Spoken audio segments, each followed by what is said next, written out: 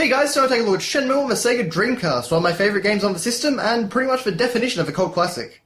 You know, there really haven't been any games quite like Shenmue since the game came out. Well, aside from Shenmue 2, of course, and I will be looking at that very soon. But I just want to recover the first game because I did that quite a while ago, and when I did do it, I hadn't actually played the game, so I had no idea what to make of anything. So, on the front cover here, this, not only do we have one of the shiniest box covers that I think I've ever seen, we have our main protagonist, Ryo Hazuki. We have another character that we actually don't meet in the game called Shenhua.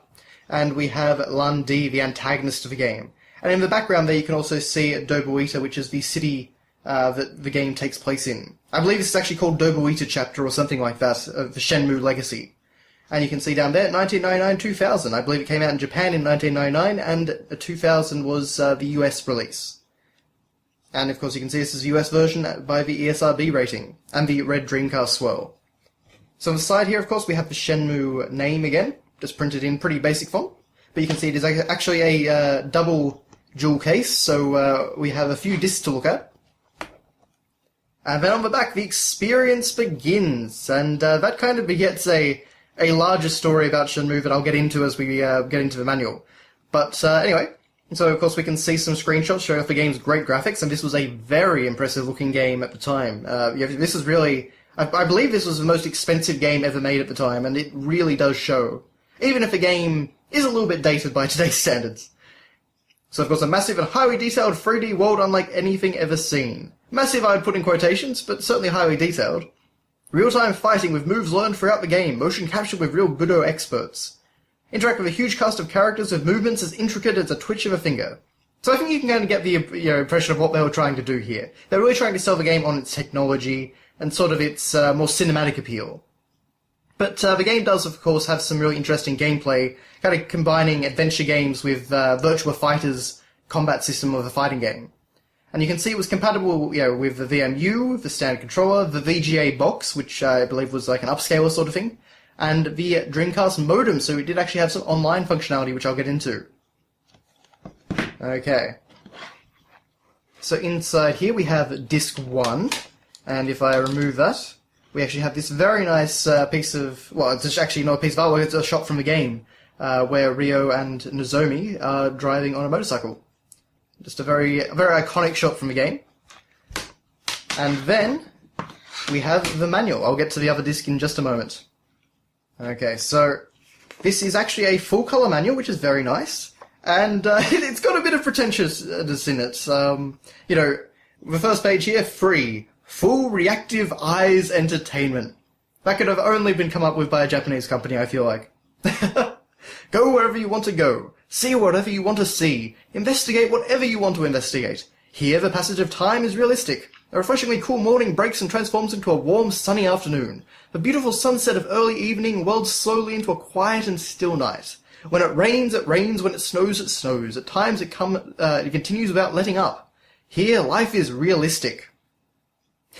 So, pretentious, but certainly ambitious, and for the most part the game is really, genuine about what it's saying here, The weather is actually realistic. It is realistic to what happened in that region of Japan, weather records from that region of Japan from the 1980s, so it is tremendously impressive that they did all that. You can see, of course, this is only designed for use with the original Dreamcast console. We've got a cool sort of dragon pattern in the background there, I think.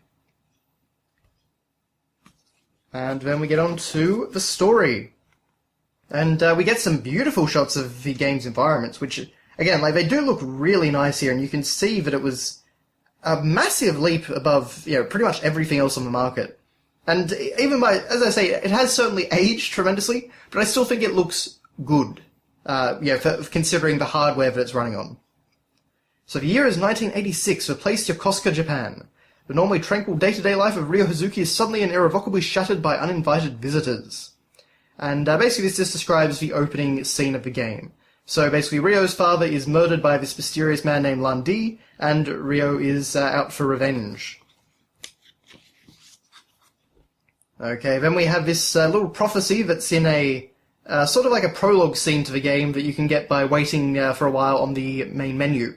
And it's just basically a sort of a prophecy that's presumably foretelling the coming of Ryo to China. And that's all kind of stuff later. But the thing about Shenmue is that it's actually an incomplete game. It was chopped into two halves, and that's why we got Shenmue 1 and Shenmue 2. And you can see right here, when playing Shenmue Chapter 1 Yokosuka for the first time, so that's what we're playing. It's actually not just Shenmue 1, it's Shenmue Chapter 1 Yokosuka. And Shenmue 1 was actually going to contain all the content from Shenmue 2. You were actually going to go to China in this game, whereas they made that a separate game because they ran out of time, and I think money as well. I think the game was just really excessively expensive. Okay, so we've got options and things like that. And really they just explain all the various mechanics of the game, which would have been pretty unusual at the time. You know, things like the passage of time, a realistic time system, using Ryo's notebook. And then we have all the different modes of the game. So we have Free Quest, where you can walk around freely and talk to people. Albeit with a very weird control scheme. This game actually uses the D-pad for 3D movement, which takes a while to get used to, honestly. There's, of course, QTEs, and this was the game not to first feature QTEs, but it did invoke the name QuickTime Event, or create the name, to my knowledge. So that's certainly a pretty big legacy of this game. Free Battle, which, as I say, is the Virtua Fighter combat system, and except you can actually fight multiple enemies simultaneously in this game. That was one of its big, sort of unusual things. And then we have View Mode, which is literally just cutscene mode. You're watching a cutscene. Okay. So, Free Quest basic controls, and as I say, it is very unusual, the controls for this game.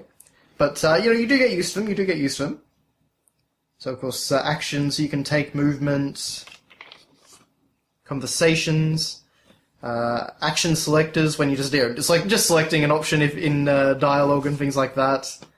Search mode, which is actually very similar of something that L.A. Noire would do, I guess, 10 years later. And basically you can examine different objects in the environments and kind of look at them in different angles and stuff like that. Let's see, what else have we got? Of course, the system menus, items, I mean, it's all pretty basic stuff. It's just stuff that, players at the time probably wouldn't have been quite as used to as we are now. Of course, explaining how QuickTime events work. And then we get on to free battles, and they actually go into a pretty good amount of detail in the manual here, because you can see we actually have all these combos readily accessible in the manual here. And so it's nice that if you, forget some of them, you can actually go back and look them up in the manual, even though not all of them are here. So, it's just a handy little thing. I think these are all of Ryo's base moves, but you can unlock more in the game later on. And you've got running moves and weird throws and stuff like that, and you can see it's actually written in... I'm not sure if it's Chinese or Japanese. I believe Japanese it's written in, but don't quote me on that. Because I believe I can see some hiragana in there. But anyway, so then we've got martial arts move scrolls and how all that works, which admittedly is a bit confusing on your first time through.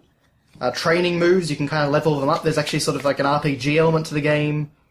There's so much to Shenmue. It's really an impressive and very unusual mix of elements and design choices, and I really appreciate that, because it definitely is something that you cannot experience anywhere else. And unfortunately, of course, we haven't got an HD version of Shenmue yet, so really, if you want to play the game, you're basically just limited to the original Dreamcast. Motorcycle and forklift controls, because you actually do have a couple of vehicle sections in the game. The forklift one, of course, is very famous. Then we get into character introductions, so we have really a little bit more backstory than we actually get in the game. But so, of course, Ryo Hazuki, who is our main character, and we actually find out that he lost his mother at an early age, which isn't actually brought up in the game. And we also, what's interesting again, to kind of, connote the whole thing about Shenmue being an incomplete game. Determined to uncover the mystery of his father's murder, he begins a journey that will eventually take him west to a land he has never seen, China. What fate lies in store for Ryo? And now that is the end of Shenmue, is going to China. So, it is a kind of like a massive spoiler in the manual for something that's only supposed to be halfway through the game, if that. Okay, then we have Nozomi, who is basically Ryo's on and off girlfriend sort of situation. And I do love the description here, because it's about the most Japanese thing I could have ever thought of. A liberated and flexible thinker, she has a tendency to speak her mind clearly and an ability to get quickly to the core of any matter, except when that matter involves feelings of the heart. All that sort of wishy-washy thing. She's quite an enjoyable character in the game, though. And also one of the better voice actresses. or voice actors, I should say. Then we have Lan Di, and we actually get his Chinese name, which is an interesting little detail, Cheng Long. And I don't believe that's a detail that we get anywhere in Shenmue. So I believe that's, again, another thing from Shenmue 2. And we get a little bit of information on him.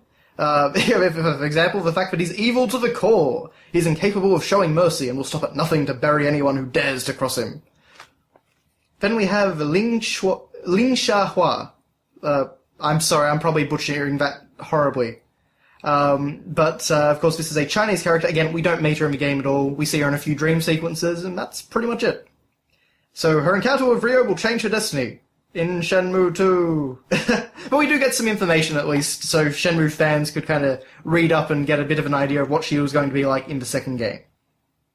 Then we have Iwa Hazuki, who is Ryo's father, and we get a little bit more information on his backstory as well. Tom Johnson, who is one of the best characters in this game, honestly. He is hilarious. Most of the voice acting in this game is really so bad it's good in a lot of ways, and Tom is probably one of the best examples of that. You know, it's blatantly, or rather, intentionally forced, and to sound weird, but it's very enjoyable. He's just a great character. He's like, "Hi, Ryo!" And he's just supposed to be like a Rastafarian or something. He's a great character. Then we have Mark Kimberly down here, and I don't know why he's kind of chopped in half with his head just in a black box. That's a little bit of a weird picture. But not very talkative and reluctant to discuss his past, he seems to have an ulterior motive for being in Yokosuka. Under what circumstances will he meet up with Ryo? And the thing I find funny about that is that you can literally walk up to him and talk to him way before you're supposed to meet him in the actual game. You just need to go to the harbour and he'll just be standing there, so under very mundane circumstances you'll meet him. And then Chai, who is one of the main antagonists in the game. And I do like that it mentions his physical presence is so frightening and creepy, one dares not imagine how he came to be. But he's basically Gollum in many ways in the game. And then we get to the credits page, and you can see we actually have a picture of Ryu Suzuki, who was, this was definitely his child. And we actually get his signature as well, and then we get some of the other credits. Interestingly, Peter Moore. I wonder if that's the same Peter Moore from, I believe it's EA, I think. So that's kind of interesting, but anyway, just usual stuff there. Okay, so then we get onto the Shenmue Passport disc, and this was the online functionality. And if I go to the other section here, we'll get to the other discs in a second, we have the Shenmue Passport manual. Yes, it just goes on and on, doesn't it? So this is also in full colour, and I'm not going to dwell on this for too long because, most of this stuff isn't really available anymore anyway, but basically you could download stuff from the internet, you could download character profiles, and you could, I think you get information on the battle system, you could play some mini-games, lots of things like that. You could listen to music, you could rewatch cutscenes that you'd unlocked in the game. So you can see in the theatre screen up there, music that you'd unlocked. And you also had Nozomi's messages, where you could basically download hints that were specifically tailored to your point in the game. And Nozomi would help you out, and I think, it's just over here. Whenever you're stuck, be sure to come and visit, and you just get this cute little, very anime picture of Nozomi, which is, a nice little touch. But it's not a massive, online element or anything, but it was certainly a nice little experiment. And I think a good way to include online compatibility in a game that didn't need multiplayer by any stretch of the imagination. I mean, that just would be very strange. But things like, for example, the mini-games, you could actually have online rankings. So if you did like the mini games in the arcade, the high score you got wasn't just pointless. You could actually upload that and see where you ranked globally. So that was a really cool idea. It would be nice to see kind of more games try and experiment with online beyond what we've kind of established as just have an online multiplayer mode or something like that. I mean, you've got stuff like Everyone's Space. Want to find out what kind of weather is predicted for tomorrow in the world of Shenmue 1986? Want to learn the age, body length, and weight of that kitty? There's a cat that you can help raise in the game. Looking for that special item for your Shenmue collection? So you get goodies, you could get, I think capsule toys and stuff like that. You could download stuff to the VMU device. You could go to Shenmue.com, of course, which was a site at the time. Urgent messages. Here you will find various Shenmue-related announcements. And, you know, aside from that, it's usage agreement and boring stuff like that, and the same credits from the other manual. But, you know, they tried to do something interesting, and I appreciate that. I think that was one of the great things about the Dreamcast, is that it was a really experimental console. But anyway, so then we have disc 2, of course, and we've got a great render of Nozomi in front of Dobuita. And then we have disc 3, which is a render of Lan Di looking very threatening. I do love Lan Di's design, and you can see, if I pull the disc away, we actually get him in more detail, and it's the same face render as well as a full body render. And honestly, the detail on his model in the game is amazing. It may well be the most detailed character model on the Sega Dreamcast. So, very impressive work on that.